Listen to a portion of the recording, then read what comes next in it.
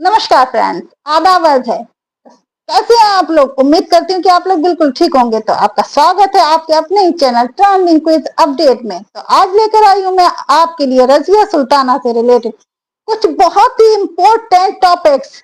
तो शुरू करते हैं आज का वीडियो। तो देखिए, रजिया सुल्ताना भी कहते हैं इनको और रजिया सुल्तान भी कहते हैं। ये 1236 से लेकर 1240 तक भारत के दिल्ली सल्तनत की प्रथम यानी प्रथम महिला शासिका थी। देखिए, महिला को शासिका कहते हैं और जो पुरुष होते हैं उन्हें शासक कहते हैं। इनके साथ भी शासक लगा सकते हैं, बट ये शासिका थी क्योंकि ये स्त्रीलिंग थी। ठीक है। रजिया कौन थी? रजिया पहले जानते हैं इनके बारे में कि ये थी कौन। तो ये थी गुलाम वंश से यानी कि मामलुक वंश, गुलाम वंश यानी कि मामलुक वंश से रिलेटेड थी, जो दिल्ली सल्तनत की प्रथम महिला शासिका बनी। रजिया शब्द का अर्थ क्या है? देखिए, रजिया शब्द का अर्थ हम ये तो जानते हैं कि रजिया सुल्ताना कौन थी, तो क्या रजिया शब्द का अर्थ जानते हैं? देखिए, ये भी कभी कभी जो है पेपरों में आ जाता है और हम लोग समझ नहीं पाते कि रजिया का अर्थ क्या है। ऐसे लोग तो बता देते हैं। ये एक शब्द जो है फारसी शब्द है, उर्दू का शब्द है और फारसी शब्द है। तो इसका मीन्स होता है खुश, प्रसन्न, हैप्पी, संतुष्ट, संतुष्ट, संतुष्ट। इसका मतलब होता है, रजिया का मतलब होता है फारसी शब्द में संतुष्ट। दूसरा नाम है इसका। इसका दूसरा नाम कभी कभी ऐसे भी आपके पास क्वेश्चन आ जाते हैं कि रजिया सुल्ताना का दूसरा नाम क्या था। क्वेश्चन हमने पढ़ा होता है तो फट से हम निशान लगा देते हैं, OMR शीट में हम फिल कर देते हैं। बट अगर हमें नहीं होता है पता तो हम उसको छोड़ जाते हैं। तो इसका दूसरा नाम था जलालात, जलालात उद्दीन रजिया। जलालात या जलाल से जलालात उद्दीन, जलालाल उद्दीन जो था इनका दूसरा नाम था। इसका शासनकाल और कार्य क्या थी? शासनकाल इसका था 1236 से लेकर 1240। ये 10 अप्रैल 1236 में शासिका बनी। दिल्ली सल्तनत पे इन्होंने शासन किया और 1240 तक किया। सिर्फ 4 साल, 36 और 40, सिर्फ 4 साल इन्होंने शासन किया। और इनके कार्य क्या क्या थे? भैया, इन्होंने कार्य तो बहुत अच्छे अच्छे करे थे।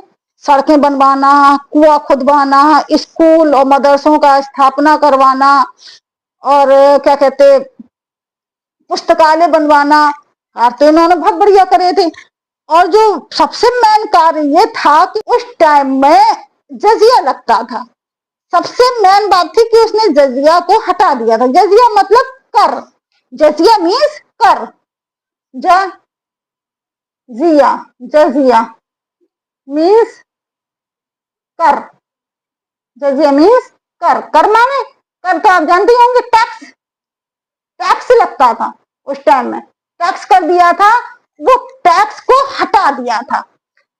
पिता का उत्तराधिकारी था। रजिया सुल्ताना को अपना उत्तराधिकारी उसके पिता ने ही बनाया था, खुद चुना था। पिता जो थे उसके शमसुद्दीन इल्तुतमिश ने अपना उत्तराधिकारी जो था रजिया सुल्ताना को बनाया था। रजिया सुल्ताना ने पर्दे का त्याग दिया था, पर्दे को जो था वो त्याग दिया था। वो जैसे आदमी लोग जाते थे सेना की वर्दी में, जैसे उनके पुरुष के प्रधान मतलब जो कपड़े होते थे, वो ठीक उसी उन्हीं लिबास में यानी कि उन्हीं कपड़ों में, सूट बूट में अपने सैनिकों के जैसे बैठती थी। और जो मुंह पे जैसे ये अभी हमारे ये मास्क लगा हुआ है, मैंने तो मास्क लगाया हुआ है, ये ऐसे मास्क वगैरह कुछ नहीं लगाती थी, सब हटा कर आती थी, बिल्कुल मर्दाना यानी कि जेंट्स की तरह से आती थी। पर्दे का त्याग कर दिया था, जिसकी वजह से देखिए, इस पर्दे का त्याग करने की वजह से बहुत से लोग जो थे इसके खिलाफ हो गए थे। हर कोई ये चाह रहा था कि रजिया सुल्ताना के मतलब उसके प्रति षड्यंत्र रचने लगे थे। सिंहासन पर बैठते समय उसकी उम्र कितनी थी? सिर्फ 31 साल। 31 साल उसकी उम्र थी। भैया, 31 साल जो है उम्र ज्यादा तो होती नहीं है, यंग ही होते हैं एक तरीके से। यंग होते हैं तो वही जब यंग थी तो यंग में तो आप जानते हैं क्या होता है, प्रेम प्रसंग चालू हो जाते हैं, प्रेम प्रेम करने लगी है। प्रेम संबंध इनके किससे थे? याकूत से। याकूत, याकूत उनका एक गुलाम था मलिक जमालुद्दीन याकूत, जो कि उनका गुलाम था। भैया एक गुलाम को दिल दे बैठी, प्यार हो गया उन्हें, उनसे मोहब्बत हो गई। तो मलिक जमालुद्दीन जो था वो उनका सलाहकार भी था, विश्वास पात्र भी था। याकूत बहुत बहादुर और वफादार था। सबसे बड़ी बात थी कि वो एक स्वामी भक्त था। याकूत रजिया के लिए तलवार और ढाल की तरह था। उनकी यही शक्ति को देखकर रजिया जो थी वो हमेशा उसे अपने साथ रखती थी।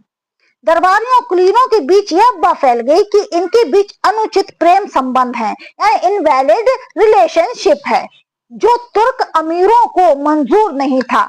गुलाम चालीसा को प्रेम प्रसंग तो उस टाइम में भी, उस टाइम का तो 1236 का जमाना था, कैसे पसंद आया था? आज तक भी लोग बाग प्यार को गलत समझते हैं। तो इनके जो थे विरोध होने लगे, अफवाहें बढ़ी और विरोध होने लगे।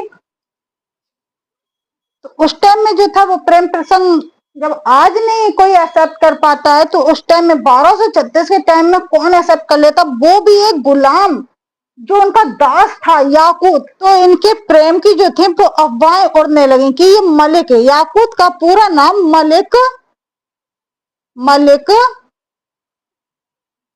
जमालुद्दीन याकूत, जमालुद्दीन उद्दीन याकूत था। याकूत, जमालुद्दीन याकूत था। जमालुद्दीन याकूत से, मलिक जमालुद्दीन याकूत से जब इनके प्रेम प्रसंग ज्यादा बढ़ने चढ़ने लगे, तो इनके जो था सास जो गद्दी पर बैठी थी उसका विरोध होने लगा। पहले तो ये वैसे भी महिला होने की वजह से जो थी वो सभी लोग इनसे नाखुश थे, प्रसन्न नहीं थे। तो वो वैसे भी चाहते थे कि ये हट जाए या इसे मार दिया जाए। इसके अच्छा जो इसके पिता थे शमसुद्दीन इल्तुतमिश जो थे, उन्होंने कई विवाह किए थे, तो उनसे उनके बच्चे भी थे, जो इसके रजिया सुल्ताना के जो थे सौतेले भाई बहन थे। तो सौतेले भाई जो था रजिया सुल्ताना की गद्दी को हड़प लिया था सुल्तान मुइजुद्दीन बहरान। सुल्तान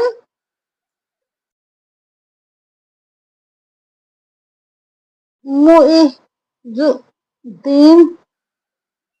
बहरान बहरान ये रजिया सुल्ताना का भाई भी था, सौतेला भाई था। इससे और इसके रजिया सुल्ताना के जो थे संबंध अच्छे नहीं थे। समझ रहे हैं ना? इनके अच्छे संबंध नहीं थे। भाई सौतेले भाई बहनों से कौन इतनी मोहब्बत करता है? बहुत ही कम लोग होते हैं, रेयर होते हैं जो अपने भाई बहनों को बहुत प्यार करते हैं, वरना सौतेले भाई बहनों को तो कोई, उस टाइम में तो गद्दी का सवाल था भाई, गद्दी। आजकल तो यूं ही मार डालते हैं, बाप को मार डालते हैं गद्दी सत्ता पाने के लिए। तो उस टाइम में ये इन्होंने जो था वो सिंहासन हड़पने के लिए उसको बेदखल कर दिया, इनके विरोधी खड़े कर दिए। तो मलिक जमालुद्दीन याकूत जो था उसकी हत्या कर दी गई। कब? सबसे पहले भटिंडा के गवर्नर इख्तियार उद्दीन अल्तुनिया, इख्तियार उद्दीन अल्तुनिया ने जो है सबसे ज्यादा विरोध किया, इस चीज का विरोध किया।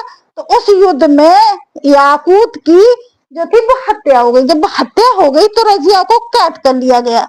रजिया को इख्तियार उद्दीन अल्तुनिया ने कैद कर लिया। कहाँ पर कैद करा?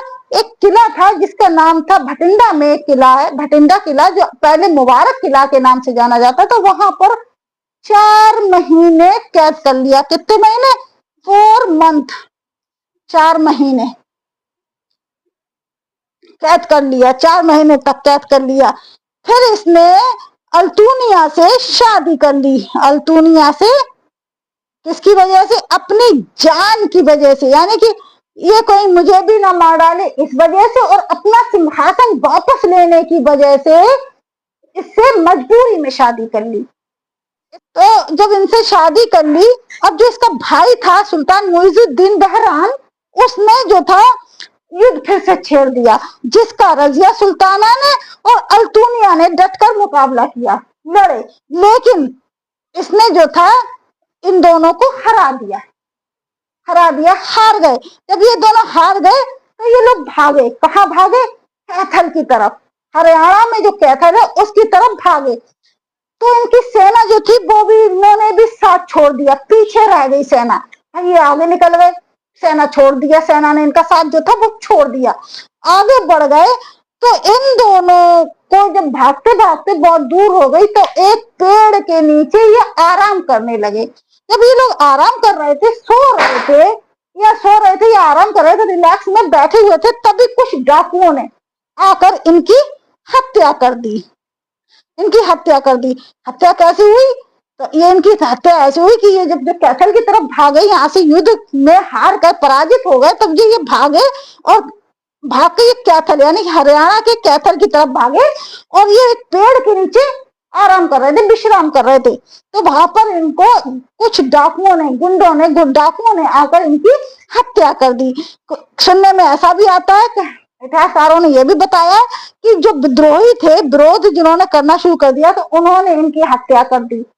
इनके भाई आए भी इसमें शामिल थे, सौतेले भाई वगैरह भी शामिल थे। कहीं कहीं ऐसा भी किसी इतिहासकार ने बताया कि किसी किसान ने इनकी हत्या करी थी। तो आज रजिया सुल्ताना का टॉपिक था। उम्मीद करती हूँ कि टॉपिक आपको पसंद आया होगा। देखिए, इसके ज्यादा बड़ा मैंने नहीं करा है, फिर भी अगर आपको बड़ा लग गया है तो ये शॉर्ट जो पॉइंट्स है आप इनको देख लीजिएगा। इसके आधार पर आपको सारी इनकी जो सल्तनत, इन्होंने दिल्ली सल्तनत पर जो शासन किया, उसके बारे में आपको संक्षेप में ही पता चल जाएगा।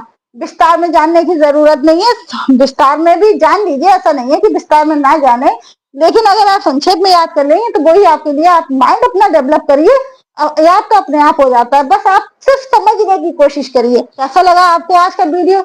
उम्मीद करती हूँ वीडियो अच्छा लगा होगा। अगर आपको वीडियो अच्छा लगा है तो प्लीज लाइक जरूर कर दीजिएगा और चैनल को सब्सक्राइब कर लीजिएगा। तो मिलते हैं अगले वीडियो में, इसी की तरह से कोई और नया वीडियो लेकर आऊंगी। तब तक के लिए नमस्कार एंड धन्यवाद।